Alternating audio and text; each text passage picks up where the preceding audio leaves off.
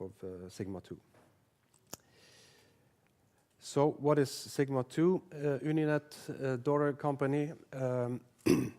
We are a small company that now have the responsibility to procure and operate and develop critical national infrastructure for research. So that is primarily high performance computing and large data storage infrastructures, and providing services connected to this infrastructure. Promoting the e-infrastructure to new research communities. We have a minimum of 5 meetings with research communities every year,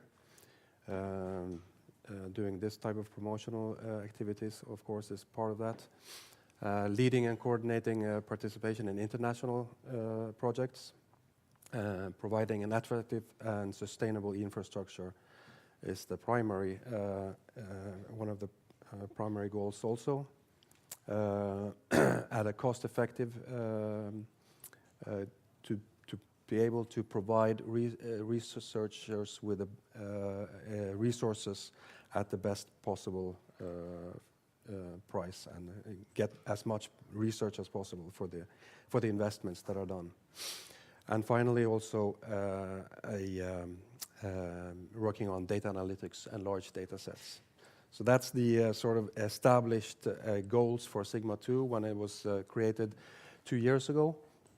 And it is a collaboration among the 4 universities in Tromsø, Bergen, Trondheim, and here in Oslo.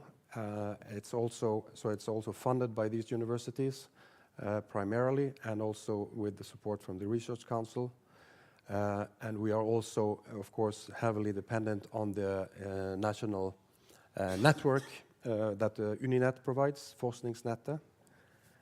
And all of this comes together to provide a national infrastructure. And we are then also connected to these 2 international projects, PRAISE and EUDAT. So that's what an HPC system looks like. This is typically the most exciting graphs I can show up from to visualize what is going on an HPC system. This is basically the load. The idea here is basically to fill the computers, thousands of computers, with as much work as possible to be basically full all the time. That's the goal. So we have a very high usage rate, so that's part of the HPC service. I'm going to talk much more about the data infrastructure. So I should have timed this a little bit before, but this is our data life cycle. At least I prefer to use this to illustrate where in this process of the life cycle of data, research data, we are able to help. So that starts actually already when researchers ask for money from the Research Council, and they need to plan the project, writing a data management plan. So I'll show a pilot project for that later on. And then the collection of the data is a natural in the second step in the process. And this is where our primary service, the project area, comes in to play, because very many projects require enormous amount of data storage, something they cannot have locally. And this is what the national infrastructure can provide. And this data is then collected in our infrastructure, and the researcher can then process and analyze the data, and later publish this data, connecting it with metadata. So this is taking us into the third service, which is the data archive, which I'll also come back to. And then in the long run, as Ørnulf mentioned, NSD has been working for many years about long-term preservation of data. And this is something we are planning as an extension of this archive service that we are providing, but it's not something we have done as of yet. So the Blue Data Archive service is basically up to 10 years. And when you want to archive data for much longer than that, basically permanently, you need to curate the data and make sure that they are accessible. So this is basically a chart of all the services that we have or are planning to put in production. Some of them are in a pilot phase.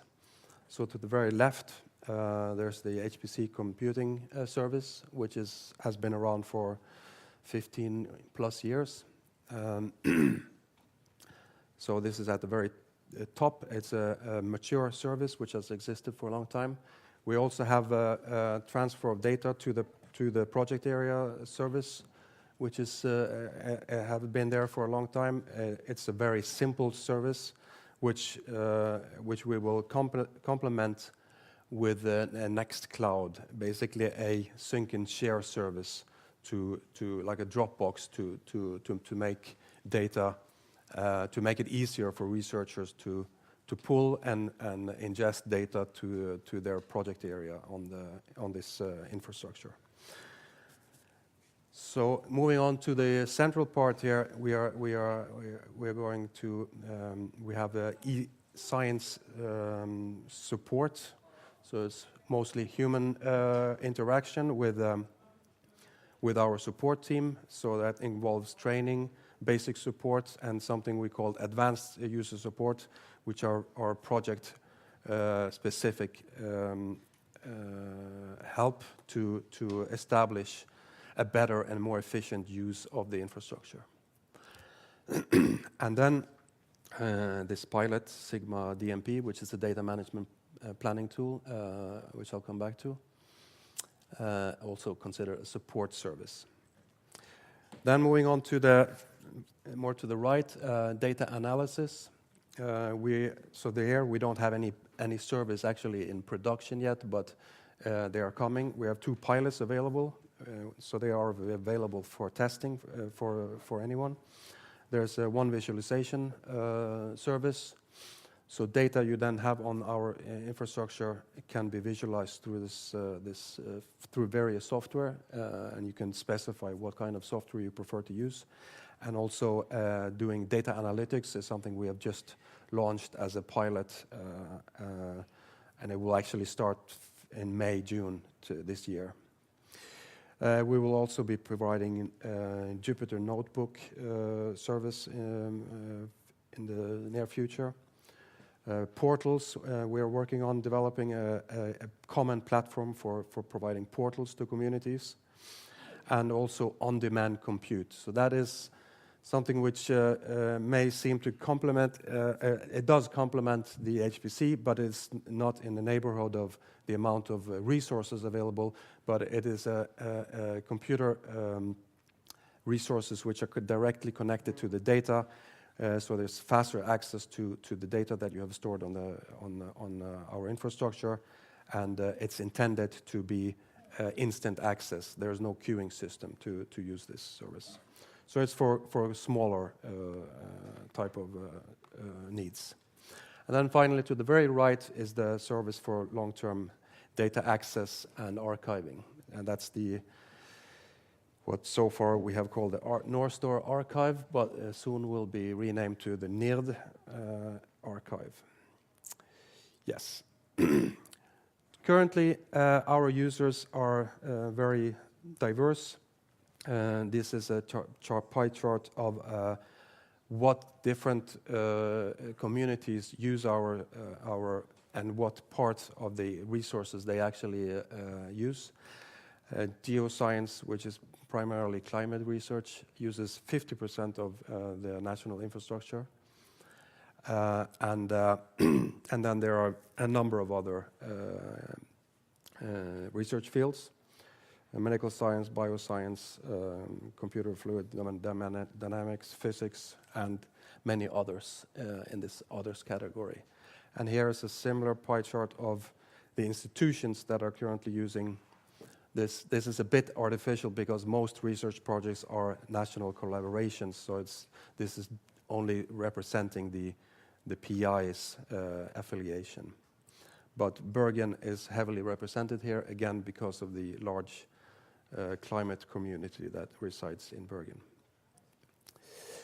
So then, this is the pilot for the data management planning tool that we have created. We know that there is a very there's an alternative to this, which is promoted by the Horizon 2020 and EU, which is the DMP Online. We believe that this is a tool which is difficult or hard for researchers to use because researchers are not data managers, and we wanted to make a tool which is simpler and guides researchers to answer either yes or no, mostly, to questions that we ask them regarding their research projects and their plans for their data. And this then, in the end, produces a template for a data plan, which you can then modify or you can submit it as it is. It's a work in progress, but and therefore but accessible. I think I have the website there. So it's you need to authenticate with FADA, and then you can test out this data management plan. Another service which is again also authenticated with Dataporten or FADA is our archive. Has been around for a few years now. So you can search without authenticating. So our published data, all the metadata from published data are available without authentication. You do need to give your email as per today to retrieve the data, but apart from that, it's open. To deposit data, you need to authenticate with FADA, and also for us to accept you as a user, but then you can basically archive infinite amount of data in this service.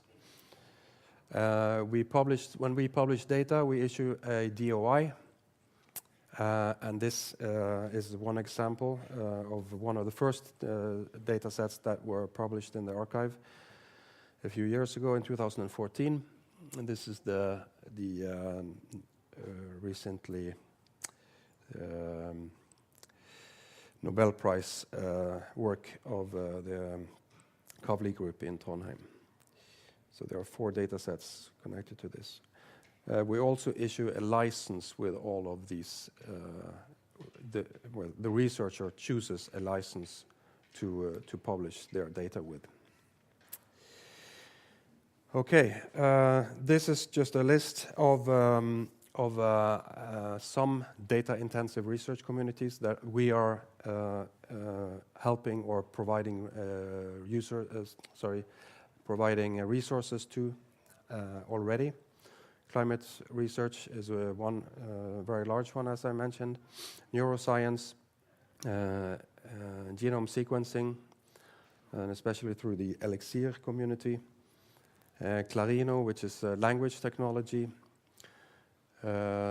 Biodiversity is also a community we are providing services for, and marine environment, marine data, and also EPOS, which is a earthquake monitoring project, which is EU funded, and where we are also supporting the Norwegian node, or at least collaborating with planning the services for that. So this is just some of the various research fields that were represented from plots we have, articles that we have previously published in our Meta magazine. So the remaining of the talk is about the new national infrastructure for research data, which is our new data infrastructure. So we're replacing the current infrastructure we have today here in Oslo with a new one, and it will be located in Trondheim and in Tromsø, and it's a data-centric infrastructure, distributed data-centric infrastructure. So data will basically be, as a rule, replicated between the two sites. And at each of the two sites, there will be, in a few years, both these sites will have an HPC system connected to that, and these HPC systems can then directly retrieve data from the national infrastructure. The previous slide here was to illustrate why I believe, at least, that the level 2 project data, which came from the report that Ørnulf also mentioned in his talk, where this has been identified as an institutional responsibility, it does not always work, because data research communities that we are typically providing services for have enormous amount of data storage, and they have this data cannot be moved around. So it needs to reside in a place where the researcher can access this data in a convenient way, and that is in a national infrastructure like this, where you have the HPC resources directly connected to this data.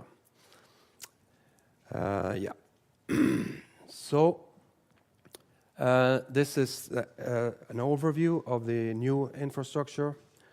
It has been designed to be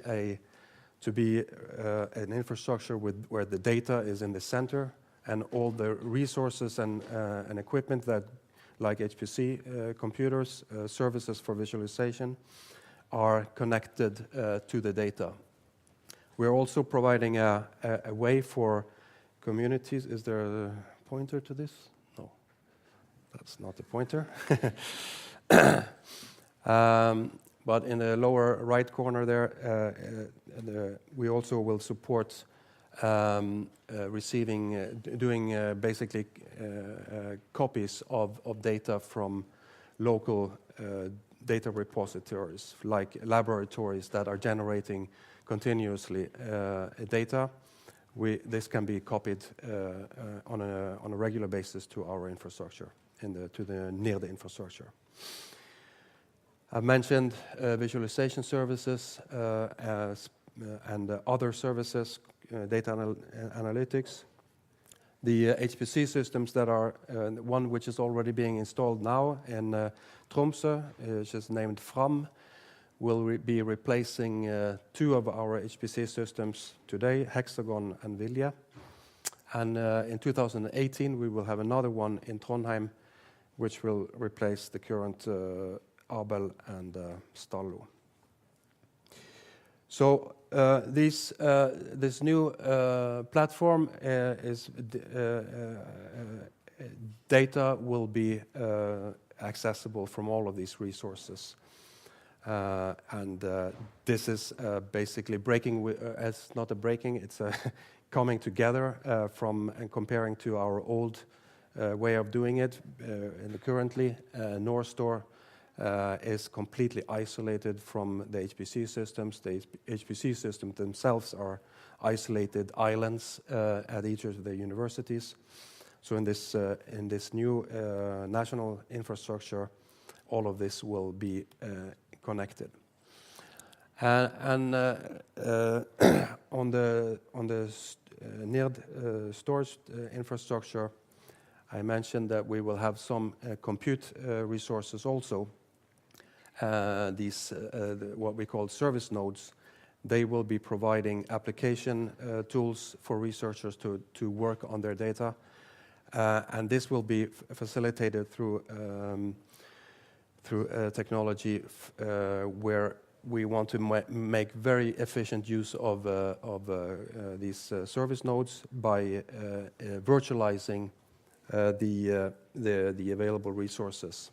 So instead of running one service on one specialized computer, a lot of wasted resources you waste a lot of resources by running it in individual machines. This can be improved on by virtualization, and this is the idea for the new. It's basically the platform for the new infrastructure.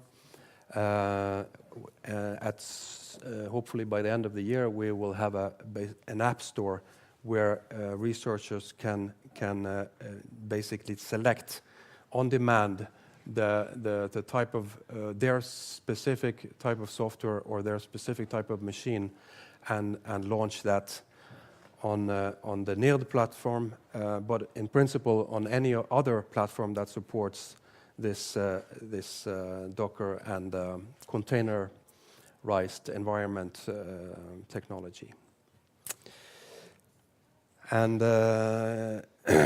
here is a small selection of some of the services that are coming. I mentioned the Nextcloud earlier, and so this is basically a web-based tool to deposit or retrieve data from the infrastructure. It's authenticated with Dataporten FEIDE. So I authenticate in this way, and you get into the infrastructure like this. This seems maybe ordinary to many of you, but if you are used to using NorStore, the only way to access NorStore today is through an SSH, so command line, and we are going to provide with this tool a more flexible way to retrieve and deposit data. Jupyter Notebooks I also mentioned briefly. New tools for modern science to document and to do computations through a web-based interface, mixing graphics, initializing computing jobs, everything from the same platform. Spark will be supported also, which as a separate service, which then spawns virtual machines that will do computations that you initiate from this Jupyter Notebook instance.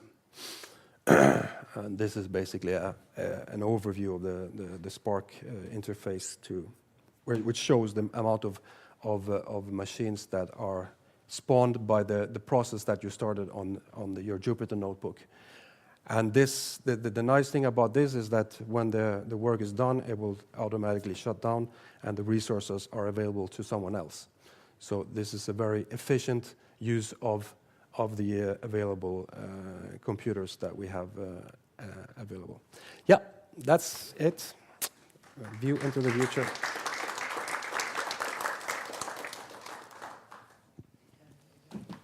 Thank you so much. Here's an umbrella, if I can get my hands. Tusen takk.